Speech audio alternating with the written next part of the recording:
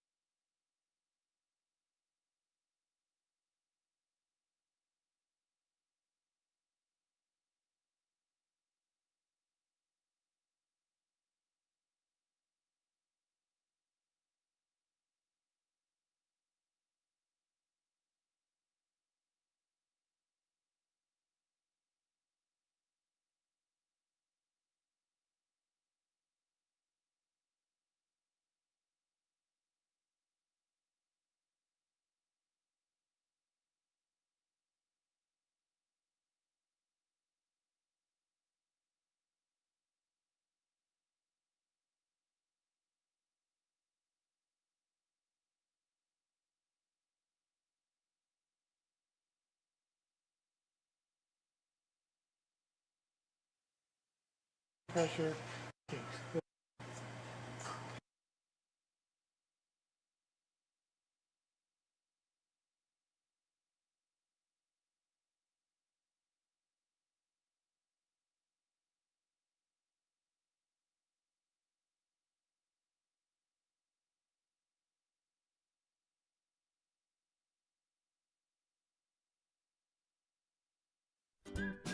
On an air compressor.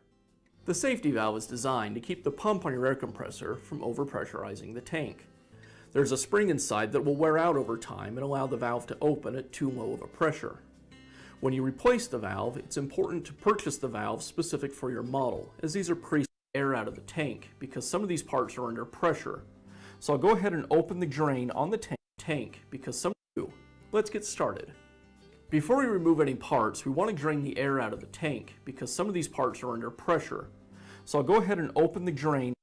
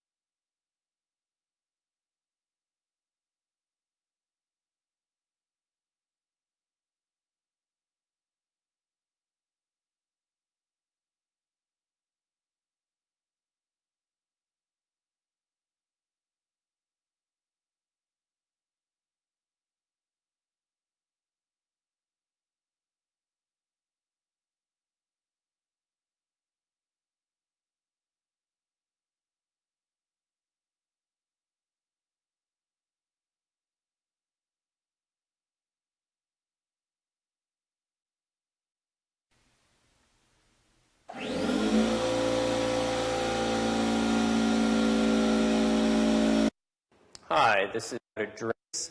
Rust will form inside the tank, which could weaken the walls of the tank and could be hazardous.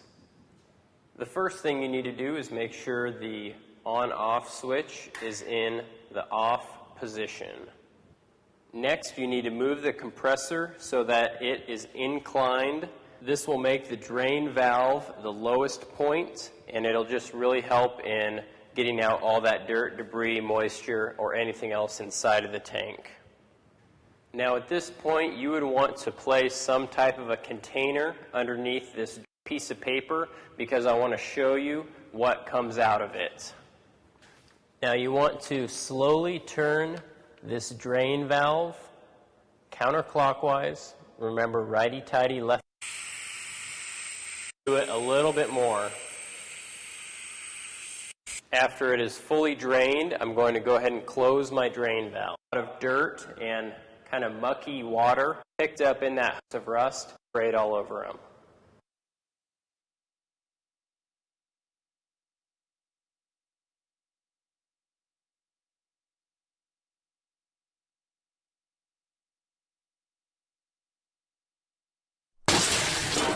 More often when they left of different things. It's not just building weapons and forging weapons. There's a whole bunch of different stuff that you can do with the blacksmith. So first of all, let's go into buying and selling. That is pretty straightforward, explains itself. You can sell any weapons in your inventory. If you have a weapon equipped, you're going to have to unequip it before you can sell it. Basically, you sell it for gold. Gold is the currency in the blacksmith shop. You can also buy weapons. Now, buying weapons at the blacksmith shop isn't always the greatest. I find that really there's not a really benefit to buying them because most of the time the weapons are not very strong, and most of the time they're not like a rare weapon. They're not a purple or a gold. So there's not too much point in getting them. Armor is about the same. A lot of it's just your plain white armor, which has no special abilities. Now, this section for items, I often will buy antidotes, and I'll buy salt and arrows and ammunition because that stuff comes in handy throughout the game. You can also buy Book of Reincarnations. Now, I bought a lot of these books because I've only figured out my build a couple weeks ago. This is a text detailing the secrets of life, death, and rebirth. Lets you reassign your Amrita and your skill points. So, it gives you back all of your Amrita and you can re-level up. So, that's handy when you're first starting the game. Now, special finds. This can be very helpful. I've actually got a couple of really great weapons and pieces of armor from here. As you can see, it's all yellow, blue. I think I've seen a couple purples in here before as well. And they're rare pieces of armor, so they'll have a bunch of different effects. Weapons will have different effects. Or this one is part of the Japan's Bravest Weapons set, so that is even a little rarer in itself. So sometimes you can actually find a special find in the special find item place, which is kind of ironic. And then next we have forging, which is one of the biggest parts of the blacksmith. Now, you can forge weapons, and how you get these weapons and how you unlock them in the game is simply by doing certain missions will give you smithing texts, and those smithing texts they'll allow you to forge a certain set of armor, a certain sword, a certain axe, a certain bow, so on and so forth. So basically, when you go to a side mission, it'll show you, as a reward, you'll have this and this weapon, this and this, ninja locks, and then you'll have the something something smithing text. And that'll explain to you what that does and what it gives you. And then, of course, you can forge armor, which is the same as weapons. Sometimes you can get a really good smithing text that gives you a really cool set of armor or a really cool weapon. And then tools, sometimes I'll use this to forge my Sajutasu Shinsaki, because it gives you increased armrita. So the more enemies you defeat, the more you gain, and it's really helpful for when you're trying to farm and level up. Now we go into the soul matching, which is a very interesting part of Neo. So basically, how soul matching works is you take a piece, you take a weapon. Let's say I want to upgrade my level 80. So your base weapon has to be the lower level weapon. Your material is another weapon, but it has to be a higher level than the one that you have. So I can't select that because I have it equipped, but still showing you. If I were to soul match my level 80 rifle with my level 120 Raven Wing rifle, it would increase my level 80 rifle to level 120. You can see that on the right side of the screen. That is what my weapon would look like. So it would go from 494 to 634 damage, and it resets your familiarity, and it brings your level up to the weapon that you used as a material. The soul matching cost is 1,219,267. So it does cost a hell of a lot to soul match, but sometimes it can be really worth it because you can really make some nice armor with it. So let's say I grab my level 6 Onroki Kabuto, which I got from playing the last beta in February. I would replace that with a level 126. That would bring my Onroki Kabuto to 153 defense, level 120.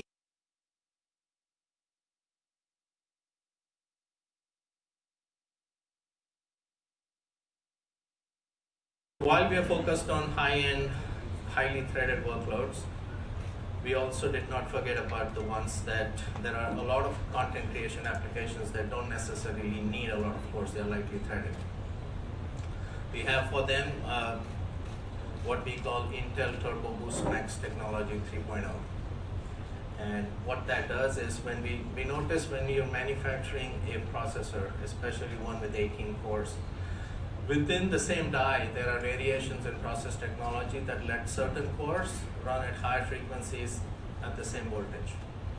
So we take benefit of those faster cores, and what we do is we dynamically prioritize workloads to go and run on those cores. So what you see is you get higher frequencies for lightly threaded applications. In the case of the 18-core product that we are talking about, the Turbo Boost Max 2 cores is 4.5 gigahertz.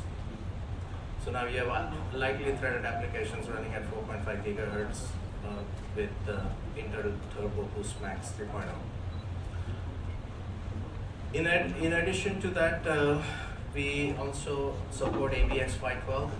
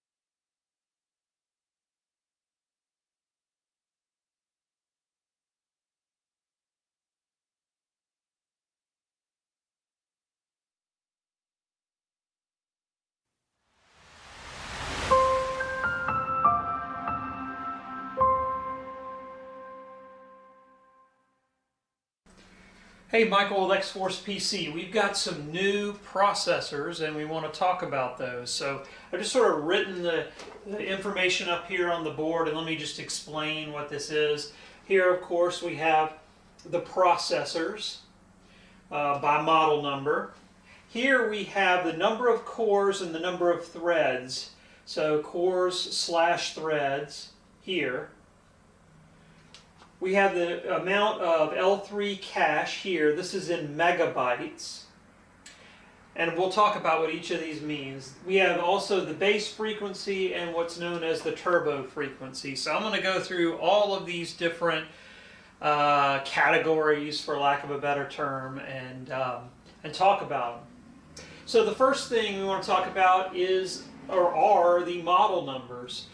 So we have the 9900K, 9700K, 9600K, 8700K. So the 8700K has been out for a while, and that's been the fastest gaming processor for a while.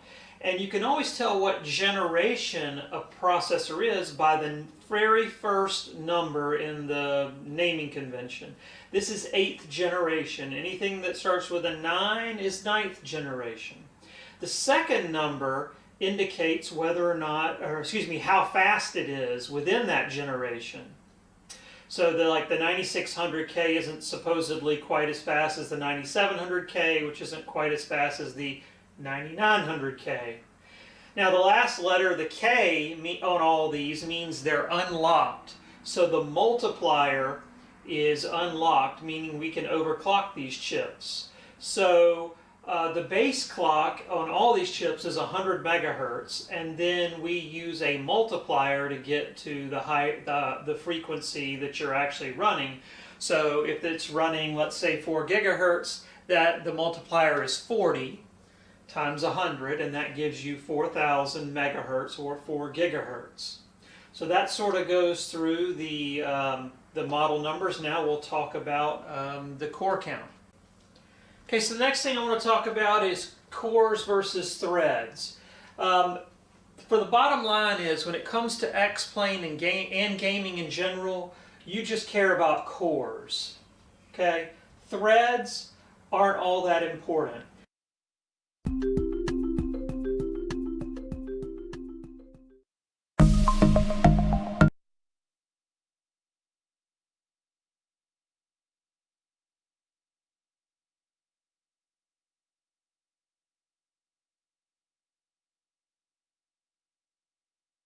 Six, and then you keep the same special Entire effects that you piece had with the yesterday. original item.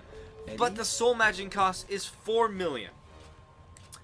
So as you can see, it can be very helpful and it can really buff your weapons. But you have to be careful because the cost can sometimes outweigh the worry. And then we have refashion. This is just a cool part of the game that I liked to fool around with because I really find it kind of amusing. So let's say, I just finished trading in a whole bunch of stuff. So I'll redo these. So these are dual wooden swords. Now, for the price of $3,000, we can make them look like any sword in the game. So it's kind of just a cool little feature that has no effect on any of the weapon's abilities, any of the weapon's special effects. It doesn't affect damage or anything. It simply affects how it looks. So if you have a mismatching armor set and you want to make your armor a complete set, well, then all you have to do is go and refashion it to look like a specific set. And that's what I did. I refashioned all of my stuff to look like Justice Ministry just because I like it when my guy has a, clean-cut appearance. Hair is pretty self-explanatory. I mean, you can just give yourself a beard or no beard or a large beard. I'm actually going to go with the beard because I have been clean-shaven for a while now. You can do a pirate bun, samurai knot, ponytail. Let's knock out that ponytail with the long beard. It's been a long day for William. Now you can reforge. Now reforging weapons and armor can be a very nice thing. So let's say I wanted to change this and my toughness, alright? Then you go to reforge and it'll roll all those abilities and change them up. So now I still got toughness, but I have verse water +5 and defense +6. Defense and toughness are always good when you're doing armor. So now let's just change the verse water.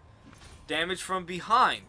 Okay, so now we gain 9.7 protection from damage from behind. And if we wanted to juggle that again, gold earned. Perfect. 4.9% gold earned.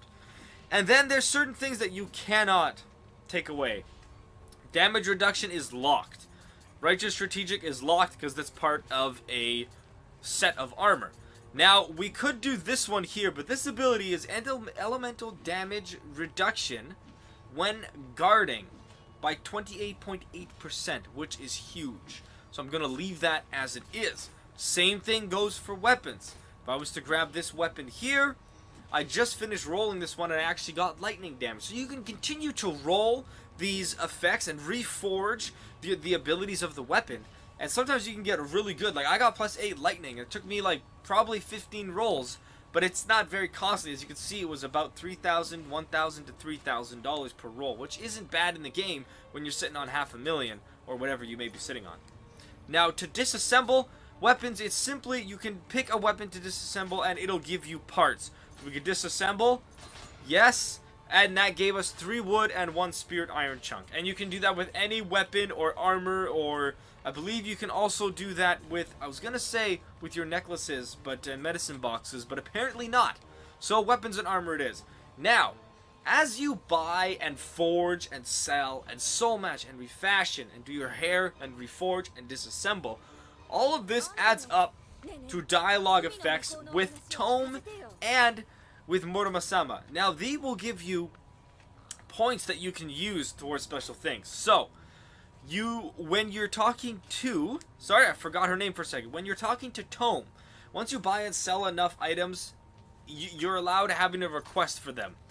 I don't know the exact amount, but I'm sure that you can find that on Google. Now, I have done 2 of 2 on additional special finds, so I get 7 instead of, I think it was 5. Additional stock, I've done 2 out of 3. Forging discount, I've done 4 of 14. Purchase price 1 of 12. So you can keep doing these things over and over, and some of them have good, like sell price markup is 0 of 17. I should probably work on that one. Or, if you don't want to use the tome for her, the request for Tome, you can do it for Murama-sama, who is the blacksmith. Now, upper level limit for forged items, lower level limit for forged items, soul matching discount I am working at. I'm 6 of 15 because I want that to go down. Right now I'm at a 12% discount, which helps, but still things are costing 4 million. Reforging discount and refashioning cost discount. So once you buy and sell enough and forge enough, then you can make requests, and then you can pick out of those slots what you would like to improve or get better discounts or save more or whatever the case may be. So that is my full blacksmith guide in detail with as much as I know, pouring in my knowledge from the 70 plus hours that I put into this game.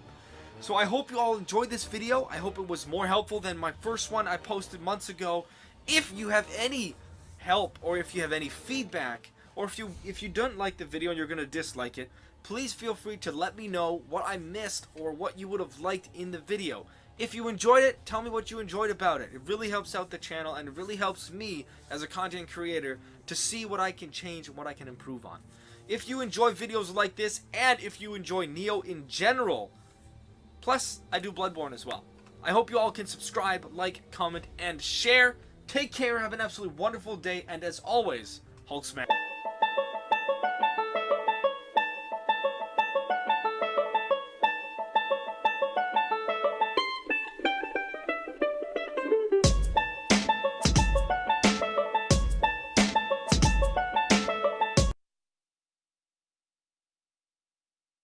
Hello everyone and welcome to Sunburned Albino ranks every boss in Neo from easiest to hardest. This game took me 37 hours across 3 sleepless nights to beat, and holy shit.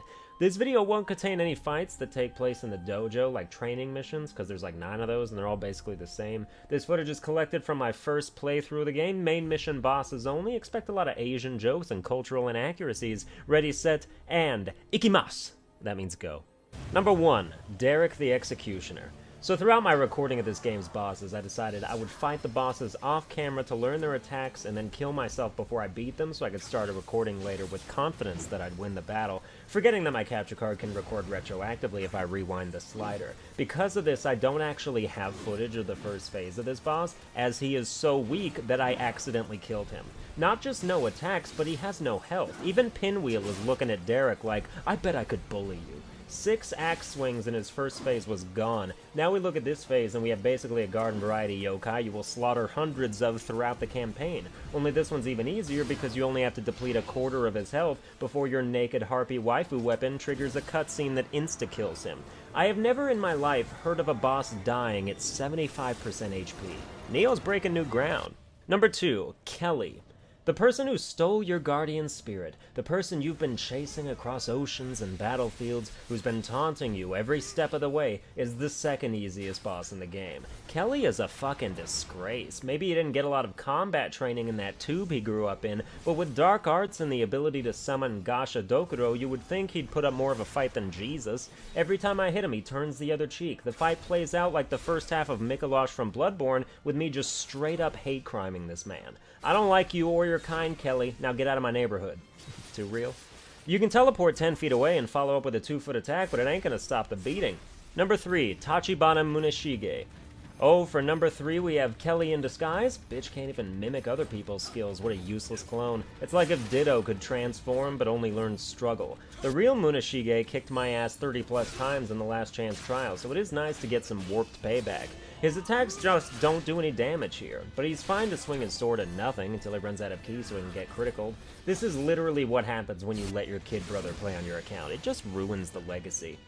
Number 4, Honda Tadakatsu.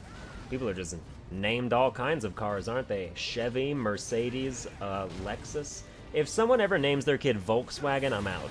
Honda is easy because you don't even need to fight it. You just need to break the 3 crystals in the boss room, one of which can be destroyed before you even enter the arena, and if they follow normal crystal logic, they might not actually respawn if you die. I didn't, so I don't know. If you've got the biggest version of the ninjutsu bombs, they'll do the job by themselves, or at least one subsequent weapon strike will finish them off. Pays to be a ninja in this game. Otherwise, I assume if you put the crystal you're swinging at between you and the boss, maybe you break it before he hits you. He has a side mission where you fight him head on, but he can't do anything there either. Number 5, Onryoki. You like this boss? The game sure hopes you do, because you'll be fighting him nearly a dozen times throughout the story and side missions. It's here at the beginning that he's at his hardest, though. The cramped ship interior doesn't breed dodge and maneuverability as he's whirling his chain chomps around. Pretty much half my comedy is metaphorical references, you may have noticed. You want to circle around him to avoid overhead strikes, but once he starts spinning, back the hell up. When his chains break off, he actually becomes much easier since the spinning is gone. Sometimes he'll walk over and throw the balls at you, but just sprint to the side. Any attack he does from the front should be dodged to the side, and any attack he does from behind should be dodged backwards. Keep it up, and he'll die if you also do damage to him. Number 6, Jurogumo. Isn't this a Yu-Gi-Oh card? I wish whenever she failed a coin toss, she lost half her life points. If you attack her unfortunately glowing abdomen, she'll use some of her legs to cover it up, which is simultaneously ingenious and disgusting. Juro can slow you down by spitting and then try to overwhelm you with successive jabs, but if you never get slowed, she really can't catch up to you. I'm an almost exclusively low stance kind of guy, but I recognize I should be doing high stance overhead attacks with the spear at times. I'm just stubborn, I'll get over it.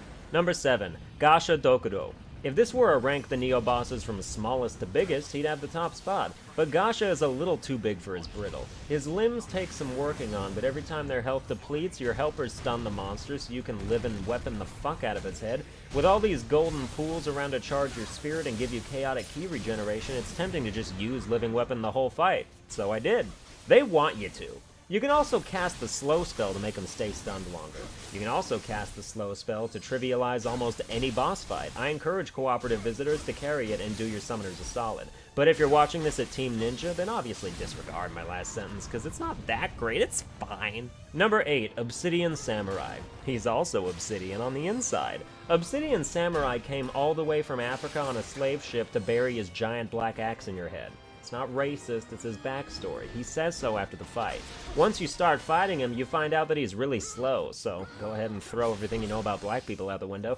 That's not racist, well, okay, fine. He's got a big black grizzly bear spirit to help him emit force with some of his attacks, but the slowness maintains them as easy to dodge. Until halfway through, he starts intermittently pulling out a sword and all of a sudden becoming kind of fast. I knew he could do it. I tend to just avoid him until he switches weapons back, but he's still very pokeable. Overall, not much of a threat. Number 9, Okatsu. The always stunning ninja Okatsu gets possessed by the same purple crystals that influenced Honda Civic, and you must fight her to snap her out of it. She's very quick and nimble and a joy to watch, but she's not very threatening. She's got some charge attacks that as her health gets lower, combo into more charge attacks, but with the right timing, the dodge comes easily, and you can clap back at her. She throws her kunai a lot, but they take no stamina at all to block, so really the battle is just a breeze, but a very graceful one, and marry me. Number 10, Umibozu. I don't know what a Binding of Isaac boss is doing in Neo, but Gish can seem very formidable at first. He spawns a couple of my most hated yokai, who are occasionally just distracting enough to get you killed by one of Bozu's monster attacks. There are lit bonfires around the area you can go up to and coat your weapon in flame with if you don't have talismans for it, and you are going to need fire to do any kind of acceptable damage to this boss. When you're up in his face and attacking him, most of his attacks can be dodged just by slowly moving sideways, so you don't have to worry too much about key usage. If he ever raises both tentacles at once, you can pay it no mind whatsoever because he's going to smash the ground 20 feet behind you and feel pretty silly about it. The only attack you really have to watch out for is his giant charge beam. Watch for the yokai pollution gathering at his mouth and get the hell out of the way, or you will surely die instantly. Sometimes he starts off the fight with that move, so if you're standing there applying a talisman, you may just get obliterated. After half health-ish, he shrinks a bit and jumps into the center, spawning another little asshole blob and inheriting their attacks. Keep your distance running in a circle and wait for moments. Just don't fall off the map, because that's kind of easy to do and I hate myself. Number 11, White Tiger. Oh, Eye Patch Kitty. This is a boss that's kind of hard to pin down. Like, even watching the footage, I'm like, does this guy have scripted attacks? Beam lasers, swipes, and bolt charges are what you deal with here. He's really just indistinct, and that creates an unfamiliarity problem. You can dodge his swipes and get behind him, but don't stay there too long since he has a tail grab. He doesn't like bombs very much, or fire in general, although he will shoot out delayed explosive bolts from some inconceivable hole in his body. Number 12, Great Centipede. I actually beat this boss first try, but it's a very annoying and poisonous ordeal. The centipede hunts you wherever you go at a flat rate of speed without ever stopping, and its pincers are gnashing and doing contact damage the whole way. So you can't turn around and attack his face, you have to catch him from behind, only the centipede can literally turn its single segment head 360 degrees and travel back through its own body to chomp your lights out, so that doesn't really work. You can lure it underneath a couple places to perform plunging attacks, but those are only so effective either. When you attack its segments, they will eventually splinter off and become those annoying poison-spewing rocks you had to kill in the areas before, only now there's like 6 of them walking off to their own little areas to camp out at and start expelling. You're only safe on high ground when even just one of them is still alive, so you better have the max 20 antidotes you can carry. Also, the fewer segments the centipede has, the faster it and its insufferable homing jaws move. I actually had a glitch into the wall at one point, which seems cool, but I couldn't hit it either. It eventually unstuck itself, and we had to go back to an 11-minute fight where I was an inch away from dying. GG! Number 13, Otani Yoshitsugu. Let's have some fun, shall we? So here's the slow spell in action. There's no build-up meter, you don't have to hit multiple times, one shot and your opponent has the energy of a sloth on a Monday for about 15 seconds. I think the length of time depends on the enemy and your magic skill. One thing I like about Neo, as opposed to the Souls games, is that if you poison someone or cause any negative stat effect that happens over time, you don't have to wait until it's completely worn off to apply it again. You can maintain topping off the meter as it depletes by firing more shots at them. I think that makes much more logical sense. Anyway, Otani is pretty much your garden variety floating dual wielder. His attacks are mostly vertical, so you can strafe around him with relative safety. He's not terribly difficult, but he can take you out if you mismanage your key or dodge bad. Number 14, Hino Emna. We come upon Emna enjoying a hanging corpse very sensually, and she seems absolutely beside herself with glee at the thought of us arriving to take its place. This is a woman who needs to be poked, and I mean that both figuratively and also in battle. She's got some kicky combos and an umbrella she pulls out of somewhere suggestive, but those are no threat alone. But they aren't alone. They're never alone. Emna has not one but 2 moves that do big damage and paralyze you way too long. The first is a purple Fusrodashi audio telegraphs that can just barely be dodged by sprinting sideways, but will also occasionally catch you anyway when the game feels like being a dick. The second is a flying charge attack that's even harder to dodge, which is why you should just block it. Even if it breaks all your ki, you'll be able to recover in time to get away from the next hit. If you get paralyzed, you die. Plain and simple. It lasts like 5 full seconds, and she can do whatever she wants afterwards. Emna's a bitch. This is a fight I never gained too much confidence in, and she shows up again later. Number 15, Ogress.